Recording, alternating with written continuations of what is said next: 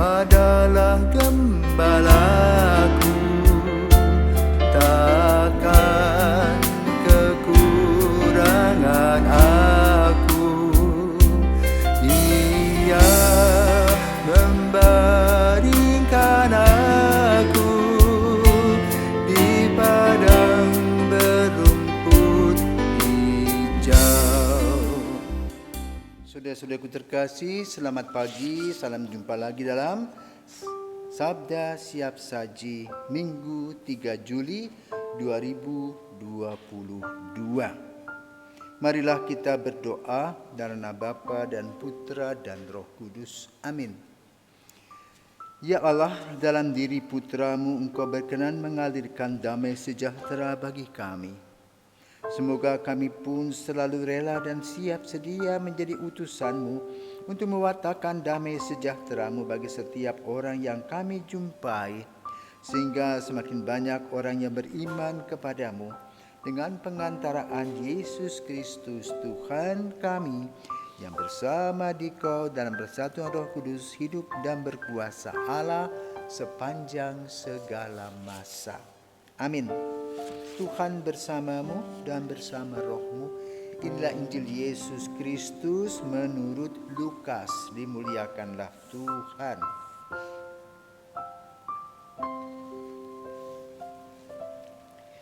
Sekali peristiwa, Tuhan menunjuk 70 murid. Ia lalu mengutus mereka berdua-dua mendahuluinya ke setiap kota dan tempat yang hendak dikunjunginya. Katanya kepada mereka, tuaian memang banyak, tetapi pekerjaannya sedikit.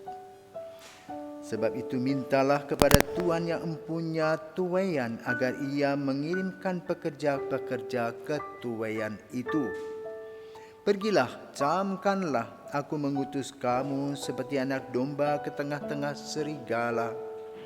Janganlah membawa pundi-pundi atau bekal atau kasut, dan janganlah memberi salam kepada siapapun selama dalam perjalanan. Kalau memasuki suatu rumah, katakanlah lebih dahulu, damai sejahtera bagi rumah ini. Dan jika di situ ada orang yang layak menerima damai sejahtera, maka salammu itu akan tinggal padanya. Tetapi jika tidak, salammu akan kembali kepadamu. Tinggallah dalam rumah itu, makan dan minumlah apa yang diberikan orang kepadamu, sebab seorang pekerja patut mendapat upahnya. Janganlah berpindah-pindah rumah. Jika kamu masuk ke dalam sebuah kota dan diterima di situ, makanlah apa yang dihidangkan kepadamu, dan sembuhkanlah orang-orang sakit yang ada di situ. Dan katakanlah kepada mereka, kerajaan Allah sudah dekat padamu. Tetapi jika kamu masuk ke dalam sebuah kota dan kamu tidak diterima di situ, pergilah ke jalan raya kota itu, dan serukanlah juga debu kotamu yang melekat pada kaki kami kebaskan di depanmu. Tetapi ketahuilah ini, kerajaan Allah sudah dekat. Aku berkata kepadamu, pada hari Sodom akan lebih ringan tanggungannya daripada kota ini. Sesudah menyelesaikan perutusannya, ke-70 murid itu kembali dengan gembira dan berkata, Tuhan, setan-setan pun takut kepada kami demi nama-Mu. Lalu kata Yesus kepada mereka, Aku melihat iblis jatuh seperti kilat dari langit. Sesungguhnya aku telah memberi kamu kuasa untuk menginjak-injak ular dan kalajengking, dan kuasa untuk menahan kekhawatiran musuh, sehingga tidak ada yang dapat membahayakan kamu. Namun, demikian janganlah bersukacita karena roh-roh itu takluk kepadamu, tetapi bersukacitalah karena namamu terdaftar di surga. Demikianlah sabda Tuhan. Terpujilah Kristus. Saudaraku terkasih, kalau kita berziarah ke Eropa, pergi ke gereja A, B, C, hampir di seluruh negara Eropa. Orang yang pergi ke gereja adalah orang-orang yang tua-tua, rambut sudah putih semua, ada yang bungkuk dan memakai tongkat. Kemana yang muda? Sudah pergi. Sebagian besar sudah tidak percaya kepada Tuhan. Itulah situasi milenial. Maka tidaklah mengherankan kalau di gereja-gereja di Eropa kebanyakan imamnya berkulit berwarna. Dari Vietnam, dari Indonesia, dari India, dari Filipina dan sebagainya. Banyak orang Asia di sana. Maka kita harus kembali melihat 2000 tahun yang lalu. Kata-kata Yesus kepada 70 murid. 70 murid ini bukan rasul tapi murid. Rasul 12 diambil dari sejarah Yakub, yaitu Israel yang mempunyai 12 anak. Kemudian bertumbuh dan berkembang dalam tata aturan agama Yahudi, rasulnya 12. Kemudian selihinnya yaitu 70 murid yang diutus seperti yang kita dengarkan pada hari ini. Jadi tradisi yang dibuat oleh Yesus itu diambil dari kebiasaan orang-orang Yahudi. Apa tugas para murid? Kalau para rasul tidak usah disuruh lagi, karena mereka melihat apa yang sudah dilakukan oleh Yesus. Mereka menggunakan akal sehatnya dan hati mereka untuk melakukan pewartaan. Tetapi kepada 70 murid Yesus berkata apa? Disadarkan tuaian memang banyak tetapi pekerja sedikit. Maka mintalah kepada yang punya tuaian agar mengirim, mengutus, memanggil, mengumpulkan para murid. Maka dalam minggu misi seluruh dunia dalam gereja Katolik ditampilkan kata-kata Yesus. Tuaian memang banyak tetapi pekerja sedikit, maka mintalah. Karena itu mintalah dengan cara apa? Berdoa pertama, kedua keluarga-keluarga Katolik mendidik anak-anak untuk mencintai panggilan. Walaupun saat ini tentu di negara-negara maju akan ada rem. Kenapa? Ada pengalaman yang kurang cantik dari para misionaris tahun 70-an. Yang itu marak sampai hari ini. Maka sekarang kaum muda yang menjadi murid-murid Yesus, yang menjadi imam biarawan-biarawati harus memperbaiki citra imam-imam tersebut. Caranya bagaimana? Kembali kepada Injil. Apa yang dikatakan Injil? Tidak boleh terikat kepada dunia ini. Cukupilah apa yang kita bisa lakukan. Makan secukupnya, tidak simpan. Pergi mewartakan kabar gembira dan Tuhan akan memberikan kepada kita kehidupan itu. Maka dengan jelas dikatakan, jangan membawa pundi-pundi atau bekal.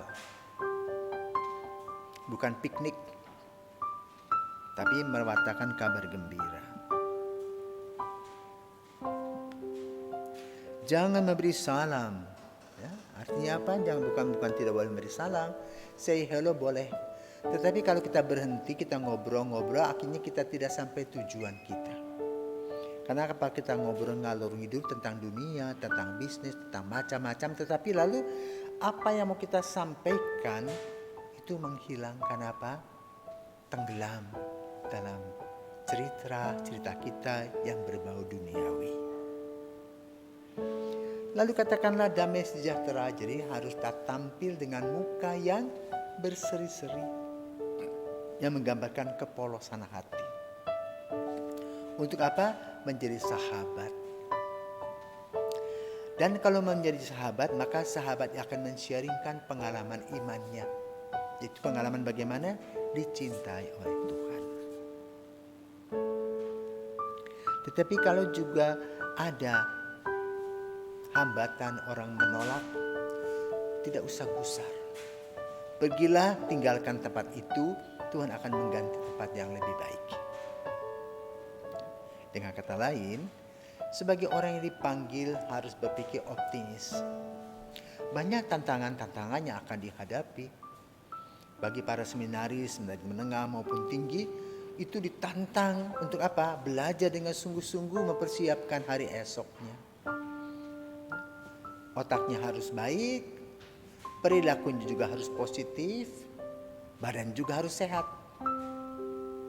Sehingga dia bisa mencerna ilmu yang akan ditampilkan dalam pewartaan kabar baik. Jangan gusar. Jangan takut. Kenapa?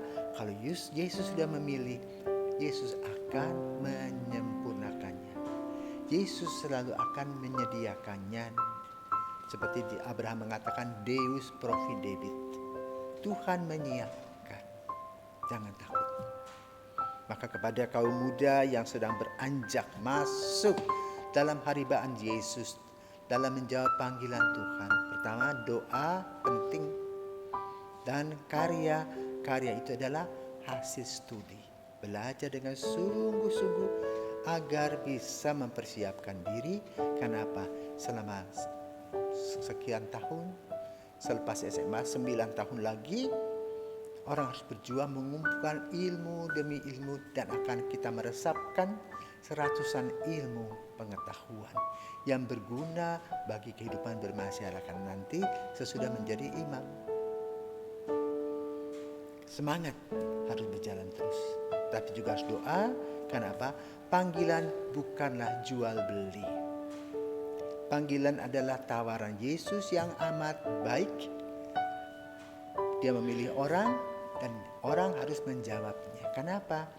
Ini boleh katakan istimewa, sama seperti sebuah karisma. Karisma tidak pernah bisa diminta, tetapi Tuhan memberi kepada setiap orang yang punya karisma, dan orang yang mendapatkan karisma itu harus menjalankannya. Demikian pula panggilan. Panggilan merupakan sebuah karisma di mana Tuhan memilih bukan karena tampannya, bukan karena pandainya, tetapi karena hatinya yang terbuka kepada Yesus. Maka harus menjadi calon imam, menjadi biarawati, harus mempunyai kecantikan hati agar bisa menampilkan karya kasih dan pewartaan Kristus. Maka lalu segala hambatan pun akan dilewati dalam sukacita. Kenapa? Kita yakin dan percaya bahwa Tuhan tidak tidur. Tuhan senantiasa mendampingi kita langkah demi langkah, sehingga kita boleh melangkah. Dan langkah-langkah itu adalah langkah-langkah yang penuh dengan makna dan nuansa yang positif, sehingga bisa mengubah hati dan pikiran orang. Hal yang perlu adalah jangan sombong. Dikatakan ketika mereka sudah pulang, mereka menceritakan semua pengalaman. Janganlah kesombongan ada di antara kita, karena akan jatuh seperti Adam dan Hawa yang sombong, merasa diri sebagai makhluk yang paling tinggi, lalu meniadakan kehadiran Tuhan. Kalau kita sombong dengan panggilan ini, maka tidak lama panggilan itu menukik, lalu kita seperti garam yang tidak asin lagi. Semoga tantangannya dihadapi oleh kaum muda, ditunggu oleh gereja untuk mengisi dan menjadi pewarta kabar baik di masa depan. Belajar dengan sungguh-sungguh, berdoalah dengan serius, punyalah relasi yang baik dengan Yesus sehingga senantiasa optimis, percaya Deus providebit. Selamat pagi.